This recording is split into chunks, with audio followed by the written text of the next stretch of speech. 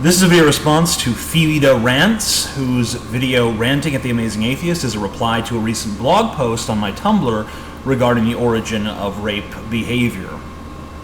I will play portions of her video and respond to them to the best of my ability. A few days ago, TJ sent out a tweet linking to a blog entry of his. The first thing you will see on there is this picture. I'm assuming that picture was taken during the Slut Walk protests, which originally began in Toronto and soon spread further after Constable Michael Sanguinetti, a Toronto police officer, suggested that in order to not be victimized, women should avoid dressing like sluts. TJ asserts in his first line that we are discouraged from looking at complicated, multifaceted answers when it comes to rape. This already makes me wonder in which way we are discouraged, because women stand up against some outrageous statement that still occurs way too often. In just about every rape trial, the sexual history of the victim is examined in order to make her claim to rape less believable. If she's a slut anyway, how do we know she didn't want to sleep with this man? Since TJ later in the article resorts to comparing rape to being robbed, I will quickly resort to the same measure here. Can we assume that someone who regularly donates money to charity or gives a few coins to beggars in the street also is fine with being robbed? No, we can't. Rape is the only crime where the victim's previous behavior has an influence on the judgment of the person who committed the crime. Not only is that not true, it's laughably not true. A common case when it comes to rape is you have two people, an alleged victim and an alleged rapist. The alleged victim claims she was raped and the alleged rapist claims that the sex was consensual. Now, if this matter goes to court, what options are there for handling this case? All we have is one person's word against another person's word. So how do we determine truth in this instance?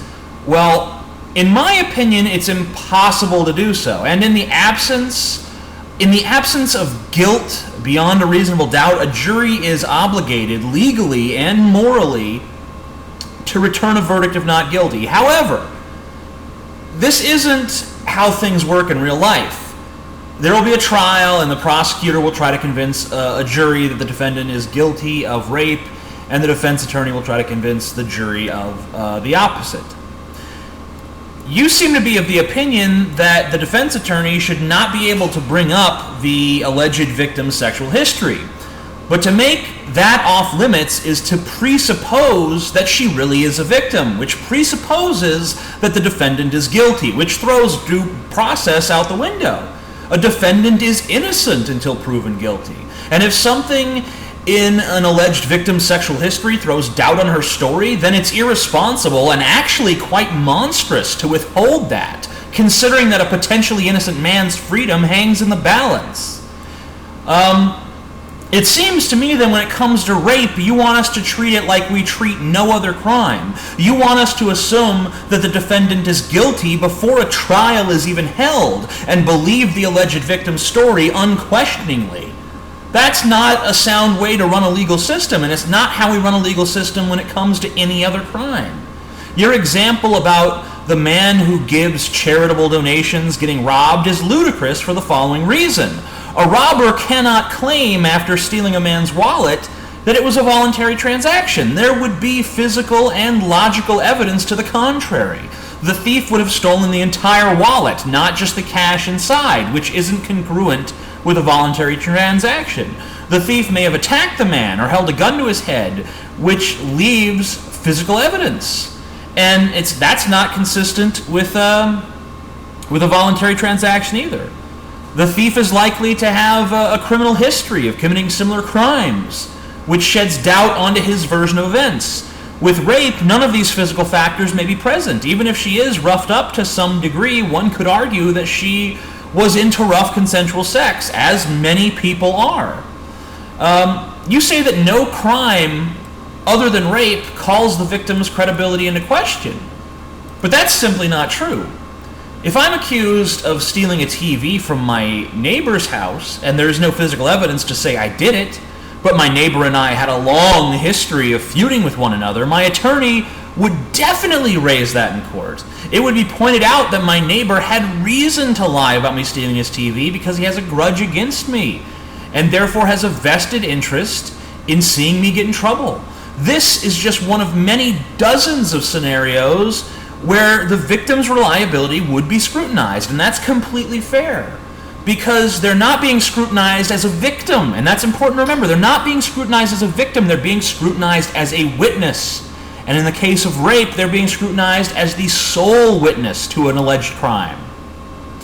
Now, if you're trying to do your due diligence, if you're trying to do your due diligence as a defense attorney and give your client the robust legal defense that he is entitled to, then yes, you must question the reliability of the witness. If you don't, the entire legal system suffers. He continued by stating, "Don't get me wrong. Blaming the girl's flirtatious nature or revealing outfit is repugnant and probably inaccurate. However, just declaring rape happens because rapists is evil is nearly as stupid. Probably? There is no probably about the claim being inaccurate. The words should be most definitely." No, the word should be probably. Unless you can know with 100% binding certainty that a rapist has never been motivated by his victim's garb, you can't say otherwise. And if you have some way of knowing that, then I have to abandon my atheism and acknowledge you as God, because only an omniscient being could possess such knowledge. Rape happens due to the nature of the rapist, not the nature of the victim. While you refer to rates of rape, what constitutes rape, and attitudes towards victims being different from society to society, a discussion which I will gladly enter at another time, it has not much to do with the way your blog entry continues. Plenty of studies have by now shown quite well that rape is not just about the sexual act, but about exerting power over the victim without the victim's consent. To claim that rape is all about power would be to claim that power can somehow give you a boner. Men of the world all know that power does not give you a boner. It might make you feel good, but it doesn't give you a boner. Being horny gives you a boner. Sex is an element of rape, and power is an element of rape, because power is oftentimes an element of sex. There are probably a lot of other elements that make rape occur, which is why I brought up the cultural definitions of rape to begin with. If your culture essentially says certain kinds of rape are okay, you're less likely to be inhibited from committing these forms of rape if you already have the mindset where sex and power are inexorably linked in your mind. That's why culture is important. That's why determining what causes rape is important. To claim that rape is this purely individualized psychological phenomena is not doing us any good. It appears to me your little discourse into various ways of dealing with rape in various societies is more or less a decoy to take attention away from the issue you really want to address later on, and that is the accountability. You claim that while you know the accountability rests on the shoulders of the rapist, this is out of pragmatism rather than honest inquiry into where the blame lies, and that is where you journey off slowly into blaming the victim for the crime committed against her or him. It starts out with a subtle hint. I'd say victims are nearly entirely ruled out as being anywhere near responsible or to blame for what happened to them. Yeah, that statement where I say the victim isn't to blame, that's my clever way of saying that victims are to blame. I mean, come on, are you even listening to your own argument at this point? If I say black, I mean white. If I say stop, I mean go. I hate to use this line, but when it comes to me saying that I don't blame the victims, no means no. I'm not blaming victims for being raped. I'm simply saying that women should take precautions. To me, that's wholly uncontroversial. If I live in a crime-ridden neighborhood, I buy an alarm system. I don't build a fortress. If you're a woman out drinking, make sure people know where you are and arrange for a ride home, even if it's only a few blocks away. I'm not calling for anyone to wear a burqa. I'm not saying that anyone should be raped or that if they don't take the proper precautions, they deserved it. I'm not saying anything like that. But if I fail to buy an alarm system, I do take some measure of responsibility for my house being burglarized. If a woman is raped while walking home alone drunk, then she should too. Is it her fault? No. Should the rapist be punished? Obviously. Did she do everything she could? No. And we all know and recognize that. Well, you don't recognize that. The only people who refuse to recognize that are feminist extremists who have a vendetta against reality. Of course it's not fair or right that a woman should have to take these extra precautions, but that's just the way the world is. I could moan all day about how I shouldn't need to carry a gun if I have a job in a bad part of town. Or the criminals should just respect my space and leave me alone. But that's a stubborn refusal to accept the way of the world. I'm an ostrich burying my head in the sand at that point, and that's what you are when you refuse to consider that women should take precautions. You're saying an ought to be is an is. Sheer willpower does not make the world conform to your vision of what it should be. If it did, I'd just wish for a 10-inch dick and be happy for the rest of my life. The fact remains that people such as Constable Michael Sanguinetti are not that rare. On the contrary, rape victims worldwide still have to deal with being partially blamed, whether it is because they were drunk at a party or because they didn't fight back enough. The latter one often being reason for dismissal of a legitimate rape case, since no signs of injury can be found that resemble anything worse than rough sex. Well, yeah, and that is absolutely the right thing to do, because if the injuries are consistent with rough sex, and the defendant is claiming that it was in fact rough sex, then what cause is there to assume rape? Why would we believe one person's story over another's with no physical evidence either way? In the absence of proof, not guilty is the only logical verdict. What rationality is there in adopting a policy that just assumes that alleged victims are always being honest and that alleged rapists are always lying? We do know that there are women out there who unfortunately levy false rape charges. I've included a list of false rape accusation stories below in my description. If we switch over to a legal system that automatically believes supposed alleged victims and forgo innocent until proven guilty, then the number of false rape accusations is only going to increase. But we're in denial if we think that environmental factors, genetic abnormalities, mental illnesses, societal attitudes, belief systems, and particular subcultures don't have an impact. And whoever claimed they do not. However, what impact do these factors have on the amount of blame you wish to impose on the victim? None. They have an impact on the amount of blame I want to put on society. Because you were right when you said that my post was primarily about accountability, but you were wrong when you claimed I was trying to put the blame on the victim. I am trying to say, let's ask what role society plays. Let's ask what role genetics play. Let's look at all the factors and figure out why this happens. Let's have a question. Let's not settle for an easy answer. Let's look.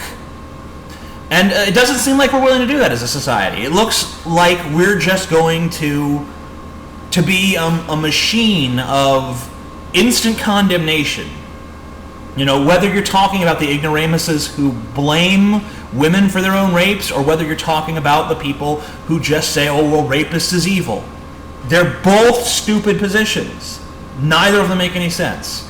None of this is anything the victim has any influence on, unless she severely limits her own freedom and personal rights for the sake of safety. And even then, these measures often are futile, as a large amount of rapes actually happen within a close circle of friends and family, people you trust or are subject to regardless of precautions. Saying someone didn't take the proper precautions to prevent getting robbed isn't going to upset them. Someone who was robbed, even though they're not directly responsible for what happened, are usually able to accept that maybe they didn't take proper precautions. It is your proposed but undefined precautions I originally wanted to hear about when I sarcastically asked you whether I should wear a burqa, and you have so far failed to elaborate on the precautions you suggest people should take to avoid being raped. Now that's false. In a later blog entry, I did detail some of the basic precautions.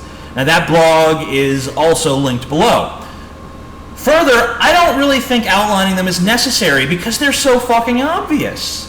But you're right, many rapes take place within one's own social circle, and there's really no practical way to prevent such rapes from happening. But of course, we don't know how many rapes are prevented each year by women who do know how to keep themselves out of harm's way. There's no statistics on how many rapes were narrowly avoided. The data just isn't there to compile. So we don't really know how reliable the precautions are, and we never will. And again, I have to ask you which precautions you propose. In the majority of cases, the victim is powerless. It is a crime based on exerting power over someone who is defenseless. There is nothing factually and intellectually dishonest about this, unless you know some miracle defense system that will not restrict the freedom of a potential victim. Because personally, I refuse to give up freedom for security. Else I may as well wear a burqa and lock myself up in my house. And you can call that straw manning all you want. Sure, straw manning, etc. Because it is a straw man. You've created this false dichotomy where it's either total freedom or total security, when in reality there are various levels of compromise. Just because I want to protect my house doesn't mean I install a moat and a 10-foot wall. Just because I want to be safe from muggers doesn't mean I have to walk around with an AK-47 slung over my shoulder, dressed in body armor. We all understand that there are reasonable precautions. And then there's ridiculous hyperbole. Guess which one you're engaging in? Well, all of us understand it. But you're the only one who doesn't. You and other extremist feminists.